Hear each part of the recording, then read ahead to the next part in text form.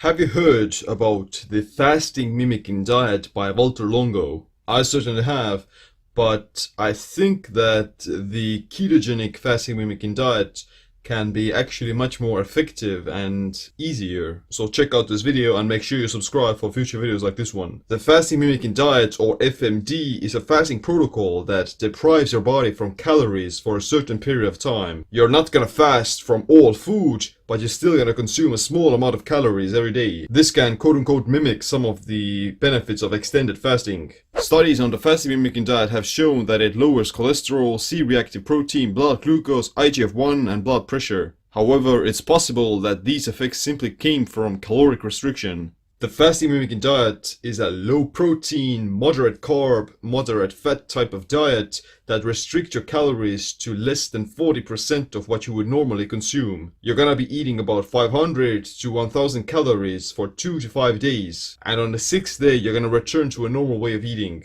During this period you're gonna induce a huge caloric deficit, you're gonna lose some weight, and you're gonna improve your insulin sensitivity and other health benefits of fasting. On the original fasting mimicking diet, you can eat things like a nut bar, a bowl of soup, and some crackers with a few olives or something like that. Day 1, you eat about 1000 calories, 10% protein, 55% fat, and 35% carbs.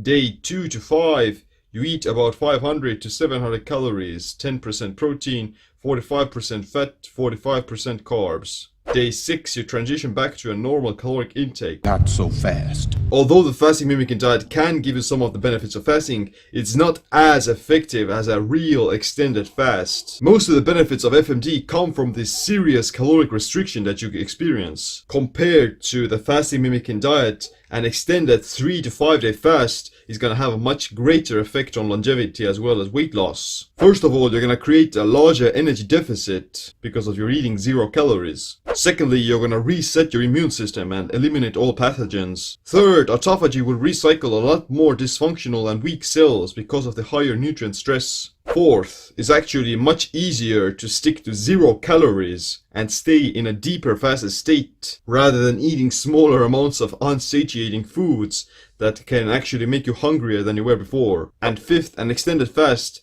can actually make you maintain more muscle than eating at a serious caloric deficit for a few days. If you're restricting your calories or you're going for these longer fasts, then you want to get into ketosis because it's going to protect against muscle catabolism. It's also going to make it so much easier because your body's going to tap into its body fat stores without having to worry about an energy crisis or anything like that. The fasting mimicking diet can maintain a semi-ketogenic state, but it's still not optimal because of the macronutrient ratios aren't going to keep you in ketosis for long. In fact, the ketogenic diet consistently, even without fasting, has been shown to provide many of the same benefits as the fasting mimicking diet, such as lower blood pressure, decreased insulin, reduced inflammation, and fat loss. You can even experience mild autophagy after an overnight's fast on a low-carb diet. The only benefits you wouldn't get from eating keto are suppressed IGF-1 and some other things that happen only during fasting. The fasting mimicking diet has its place,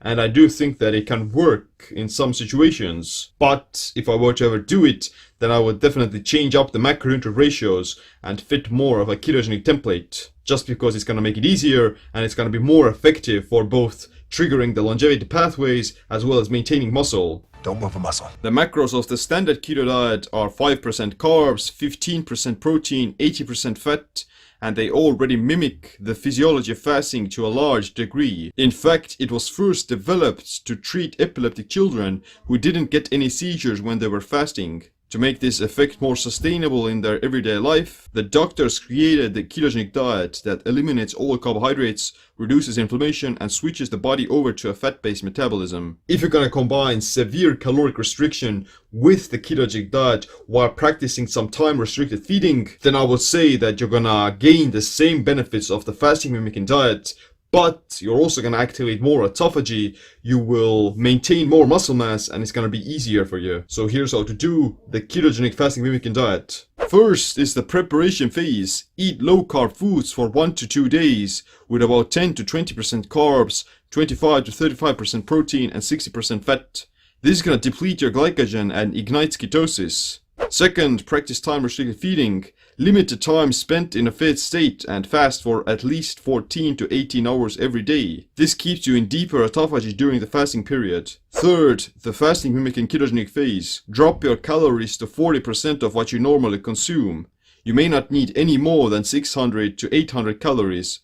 Reduce your carbs to 5 to 10% and eat only very limited amounts of low-carb vegetables like some broccoli or cabbage. Protein should also stay relatively limited because the amino acids can slow down the benefits of the fast. Stick to 15%. A few days of protein restriction are actually beneficial for insulin sensitivity and future muscle growth. The rest of the calories should come from ketogenic fats like MCT oil or olive oil.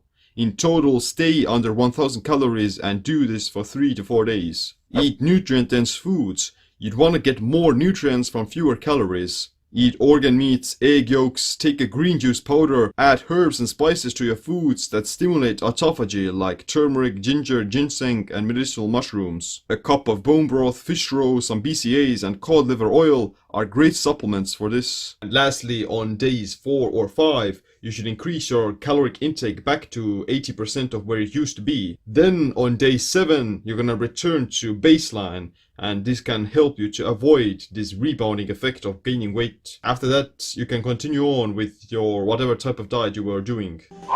What I recommend you to do is to practice daily time restricted feeding every day and fast for at least 16 hours at minimum. If you extend it up to 18 and 20 hours, then that would be even better. When it comes to these extended 3 to 5 day fasts, then you should have them for at least a few times every year. But you can also have these ketogenic fasting mimicking diet phases for a few days of the month to really ignite fat loss, boost more autophagy, and benefit your longevity overall. Even if you're trying to build muscle, then that's gonna be a really good strategy. I myself tend to have these ketogenic fasting mimicking days of consuming about 500 to 800 calories at least 2 times per month. That's better. Originally, the fasting mimicking diet was done for people who are used to having very high eating frequency. They're eating a bunch of carbs and they haven't even fasted ever. So the idea is that they can, gateway drug themselves into much more caloric deficit by mimicking the physiology of fasting. The best thing you could do is to have a long fast, but these ketogenic fasting mimicking days